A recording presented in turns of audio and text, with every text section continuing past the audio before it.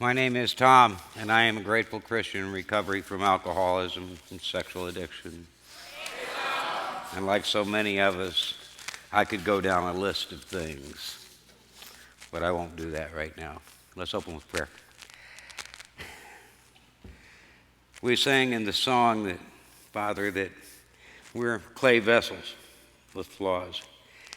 And yet, through the story that we call our lives, you do amazing things. So, Father, let this story, let this time be about you. Let it truly be about your grace. Let it be about your mercy. Let it be about the fact that your mercies are new each day, and that they are for each of us who will simply seek. So, Father, by your Spirit, let your Spirit be our teacher and our guide. Let your Spirit touch our hearts and hear the words you have to say. And it's in the name of your Son, Jesus Christ, that I lift up this prayer. Amen. I'd like to start out in the middle of my story, partly because I tend to do things backwards, but mostly because that is both the lowest and the highest point in my life. You see, in the summer of 1983, I had just turned 30 years old, and my life, as such as it was over. I was physically, spiritually, morally, mentally bankrupt.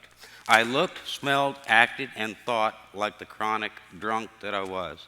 My driving privileges were permanently revoked. I was unemployed, and I was unemployable.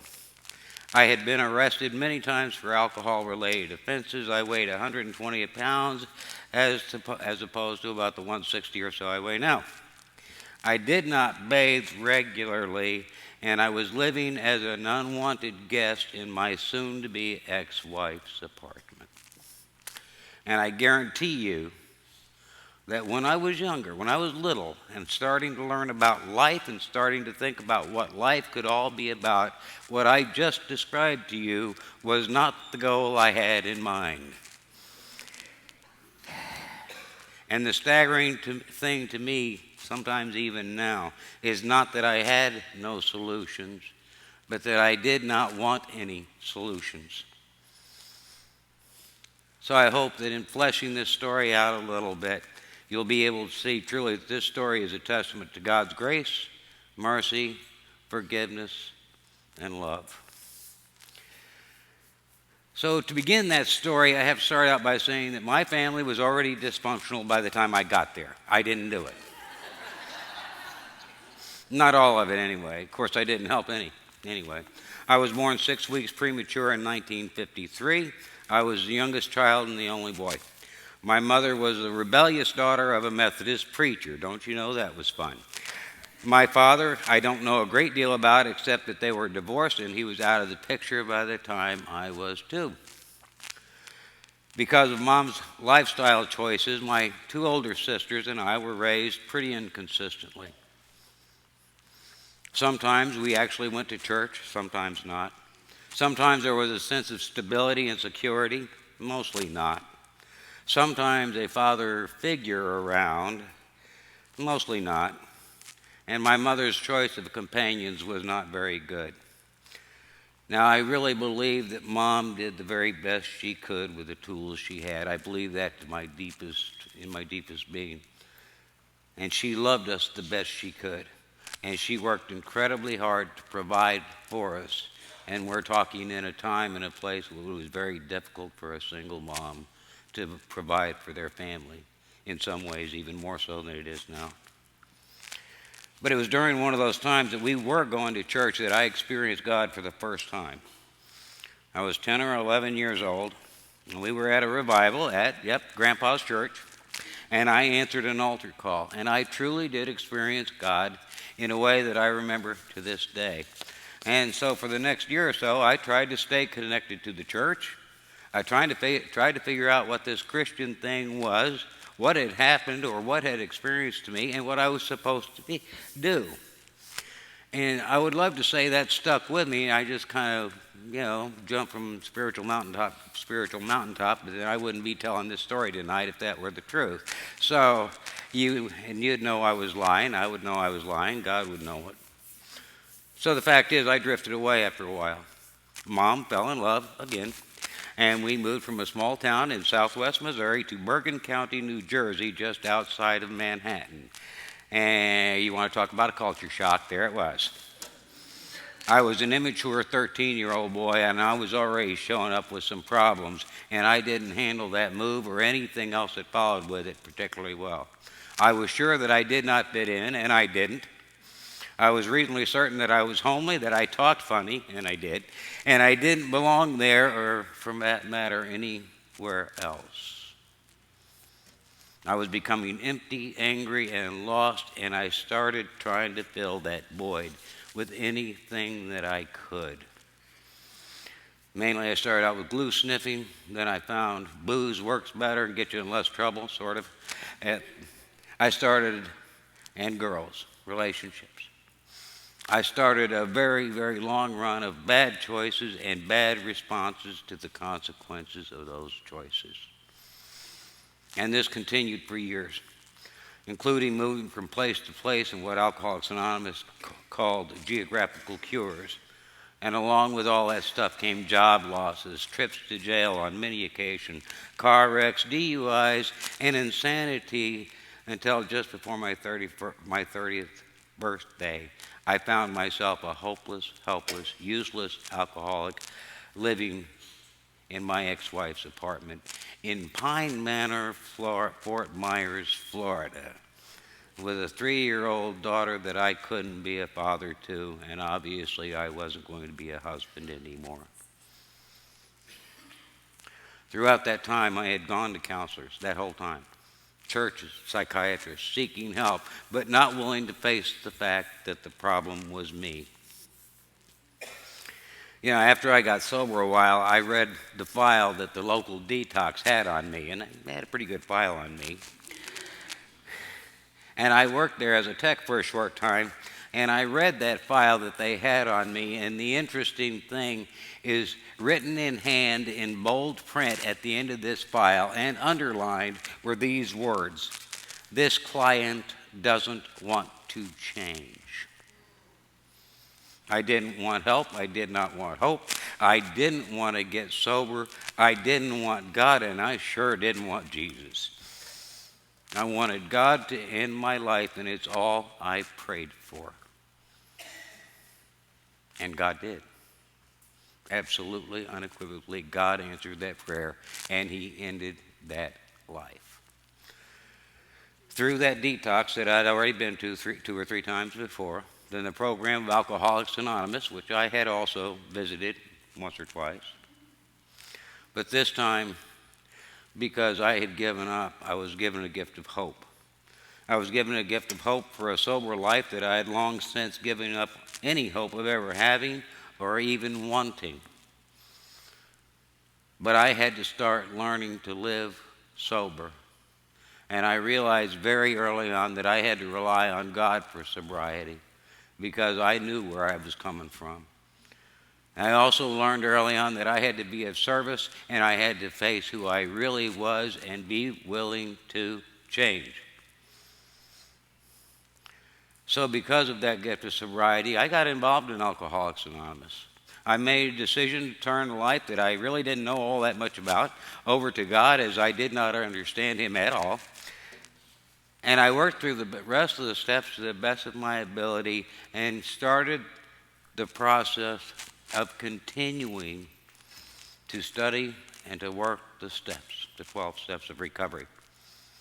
I met a lovely lady from Al-Anon. We dated, we lived together, and then we started going to a little church, and we got involved there. And then we decided we would get married, and we got married in a Christian ceremony that didn't go over too well with her Jewish mother. And we were busily spending our time, and we were together for a total of 11 years. But we were building a sober life together, going to church, trying to live sober, trying to figure out what it really meant to be a Christian still, and not really sure if I even wanted to be one. I was trying to be a father and a stepfather, and I was trying to grow up all the same time. And I was still fighting that personal relationship with Jesus Christ. Now, I go on kind of a side issue here because throughout life, sex was always a problem for me, an issue. My relationships with women were always strongly based in sex and always codependent. So consequently, I was involved in a lot of relationships, but I knew very little about what it meant to love. There was also a problem with pornography and either print and film. It all went hand in hand. And it became a little bit of a challenge in that marriage, and I was trying to treat it like just another character defect, which it is, but I was not really facing up to the scope of that addiction. And I did remain technically faithful to Barbara until the last few weeks of her life, because you see, we had been married about 8 years, and she started developing symptoms that were ultimately diagnosed as a neurological disease similar to Lou Gehrig's disease. In fact, it followed exactly that path. And so for the next 18 to 20 months, she deteriorated physically, neurologically, and until April 17th, 1997, Barbara Kapla passed away.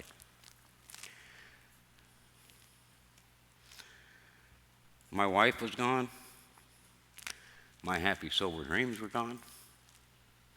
And what faith I had left, it kind of seemed to be gone too. I was left with the grief, the guilt, bills I couldn't manage, and a growing sexual addiction. And I went along like that for a couple of years. Now, I want to stop here for just a second and point out that during this process, the church that we had been attending was fine. They were great, supportive. And I was still going to my AA meetings, but I was not engaging in those things. You see, because I was still trying to do things on my own strength. I figured that if I just did enough of the right things that I would be okay. Somewhere along the line, I must have forgot how powerless I really am.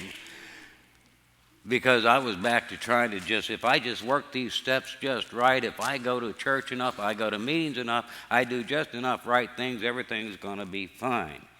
But I was truly trying to live by my own efforts and deal with this very huge problem by my own thinking. And the only problem was I couldn't work hard enough or well enough to deal with my problems. So after another couple of years, guess what? Another lovely lady came along. And I handled that relationship with the same relational skills I always used and still had the addiction going on. That led ultimately to a failed marriage because of an adulterous relationship on my part. That left me turning 49 years old, sober. I didn't drink, but I didn't have a flourishing spiritual life either. I was going to AA meetings. I was working my job, and once in a while I'd go to periodically. I was struggling spiritually, and I was struggling socially. But I had a plan. You want to hear it? I sold the house that I'd lived in, Barbara's house, for 16 years old. I sold the house that we had lived in for 16 years or so. I paid off the debts, bought a mobile home in a park that was for seniors. I was 49 years old, for good grief. Anyway, I bought my first Harley Davidson, and I got a dog, Liddy. Like I said, I had a plan, and my plan was to work my job, go to meetings, go to church now and then when it was convenient, ride my motorcycle, take care of my dog, stay sober, and that was as far as it went. I had truly wrapped myself into a very small, self-absorbed package. But that mobile home I'd bought from my sponsor, and the one thing he left in there was a sign on the bathroom mirror that read, and I'm not making this up, it is absolutely true, it was a sign on the bathroom mirror that said, "You are looking at the problem."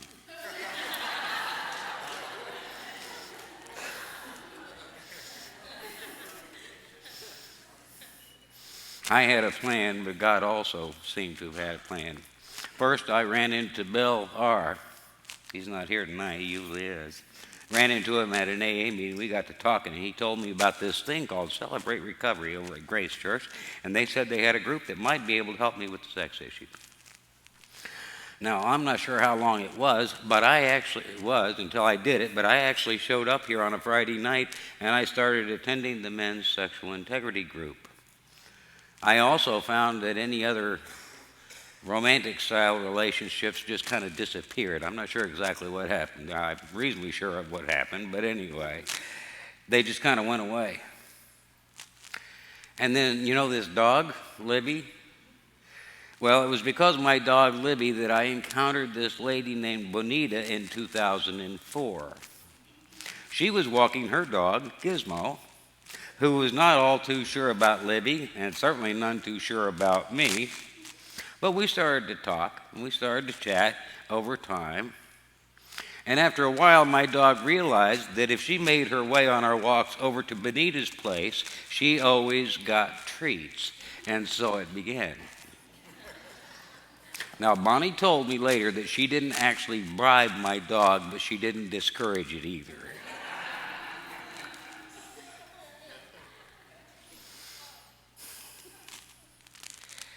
We began dating in January 2005, and to be honest, it started like all the relationships I'd ever had before, but because of what I was experiencing and learning here at Celebrate Recovery, we put the relationship on a more biblical basis. We made our walks to Emmaus in September of 2005, in the middle of September of that year, and we'd actually postponed a wedding, and we were married on October 1st, 2005. This October, that'll be 12 years. I kid Bonnie by telling her that our marriage has reached a new milestone. We had to put Libby down a couple of years ago, and I used to kid Bonnie and tell her that Libby was the longest-term relationship I'd ever had in my adult life. So we've reached a new milestone now. Our marriage has now surpassed the length of time I had that dog.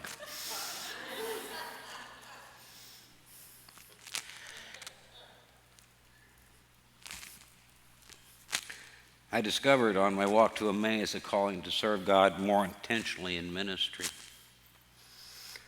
I was and I am involved here in this Celebrate Recovery ministry. I'm involved in my AA home group.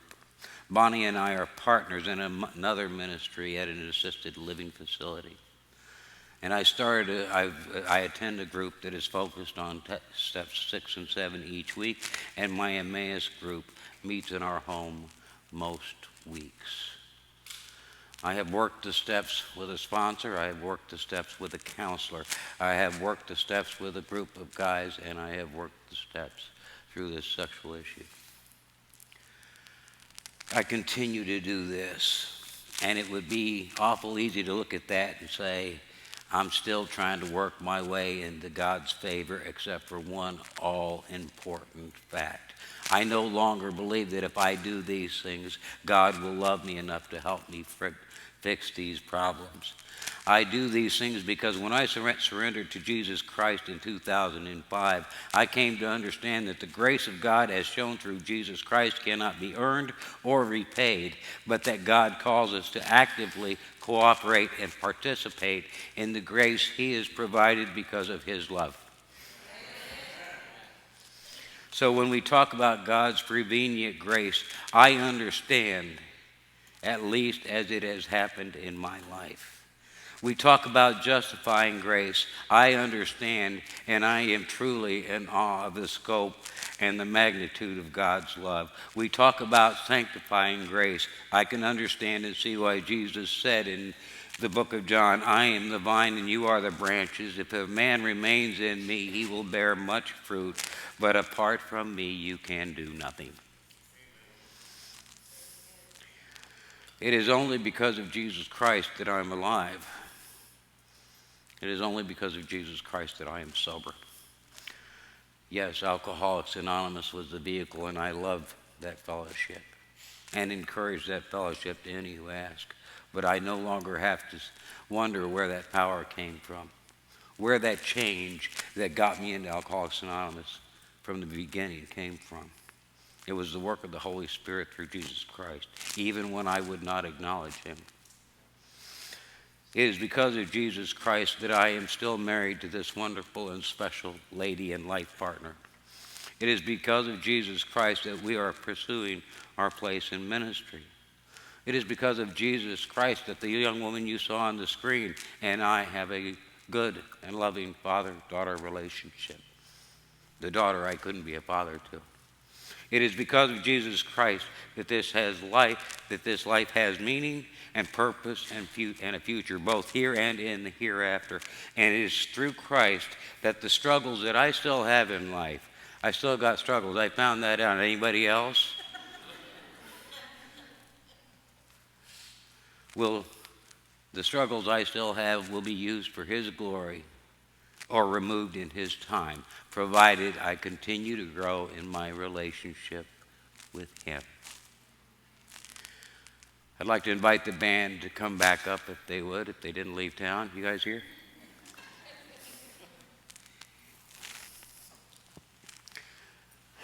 Arlene offered to let me offer this invitation because I think anytime we talk about God's love and grace, there has to be an invitation for somebody else to join in.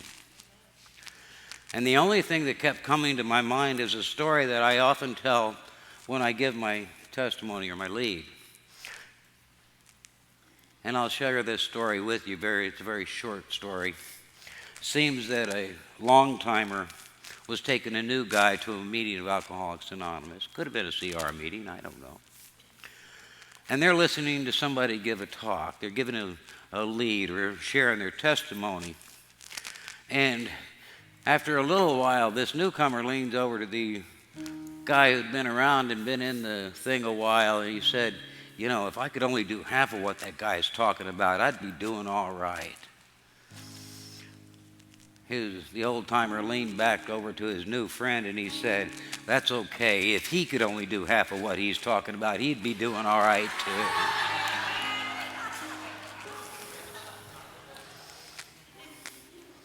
What I'm getting to is when we share these things, we like to share the grace of God and love of God and the victories. But as I mentioned, I still got struggles. How about you? On this Memorial weekend, I still have things I struggle with. I need to come to God and say, God, I still need your help. God, I still need to work this program. Or God, I still need a deeper and a more abiding relationship with you. How about you? And we take this time in worship to do that publicly if we choose. We can come down to this altar. There's nothing special about it except it's got pretty good cushions, I think. And we can kneel and we can say, God, I need you. Or we can say, God, thank you for what you've brought me so far. Or we can say, God, walk with me. If you just don't feel like coming up the altar, you can do it right where you're sitting. Because I don't care how long you've been in this thing. If you've been in this thing 10 minutes or 10 years or 30 years, we all need God. We need his love. We need his grace. We need his power to continue in this ever-revealing story of recovery. So now I invite you, if you choose, if the Spirit leads, come as God leads you. This time is yours.